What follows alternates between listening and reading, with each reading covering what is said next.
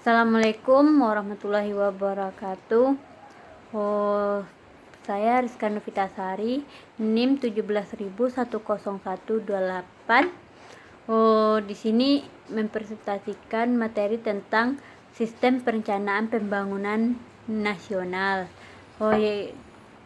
Dan untuk pengetahuannya yaitu pentingnya sistem perencanaan pembangunan nasional ini yang ada beberapa bagian. Yang pertama, untuk kenaikan tren negara yang membuat dan menerapkan perencanaan pembangunan nasional dari 62 di tahun 2006 menjadi 134 di tahun 2018. Yang kedua,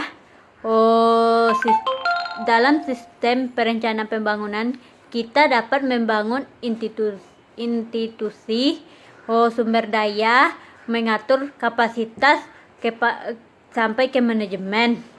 Dan untuk yang ketiga yaitu terdapat dalam isu 3 dekade. Yang pertama liberalisasi, yang kedua marketisasi, yang ketiga deregulasi ekonomi.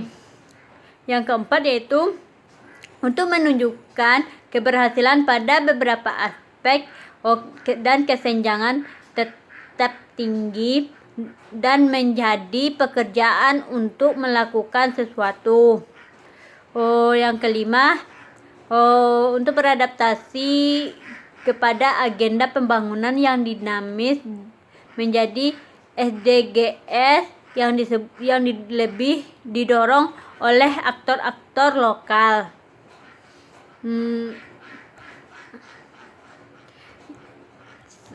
Yaitu selanjutnya dua teori yang dominan yang digunakan dalam Pepernas.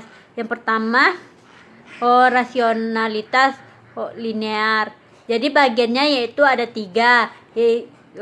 Pertamanya, supaya terorganisir, sadar, dan kontinu dalam memilih alternatif terbaik untuk mencapai tujuan spesifik. Yang kedua, kenapa rasional? Karena perencanaan menjadi cetak biru setelah mendapat masukan dari ilmu pengetahuan. Perencanaan juga didorong oleh pimpinan dengan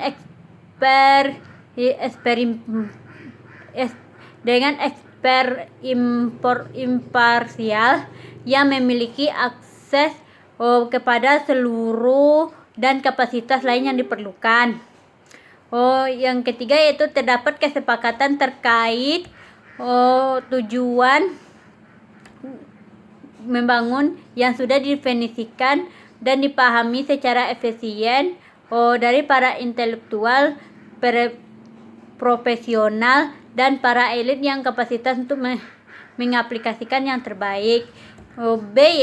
Yang kedua yaitu rasionalitas kolaboratif dan instrumen. Ada 2 bagian. Yang pertama, menyadari akan kekacauan pembangunan dan melihat perencanaan sebagai kompensasi. Yang kedua, perencanaan dilihat sebagai proses komunikasi dan negosiasi terkait apa yang sama-sama ingin dicapai untuk masa depan. Perencanaan ini harus melibatkan banyak pihak yang prosesnya saling menawar. Terdapat beberapa ketautan dan pemahaman bersama yang akan disepakati. Selanjutnya, tipe perencanaan pembangunan kontemporer, pembangunan nasional yang kontemporer. Yang pertama itu tipe A. Tipe A yaitu ada beberapa bagian. Pertamanya, untuk perencanaan ditunjukkan untuk audiens yang literat secara teknikal maupun ekonomi. Yang kedua, peranan masyarakat awam cenderung minim. Yang ketiga, pemikiran lebih didorong oleh politisi, birokrat, dan elit korporasi. Yang keempat yaitu kurang memiliki visi yang disepakati dan dipahami bersama untuk menjaga akuntabilitas dan kepercayaan secara ekonomi dan politik. Tipe B yaitu ada beberapa bagiannya.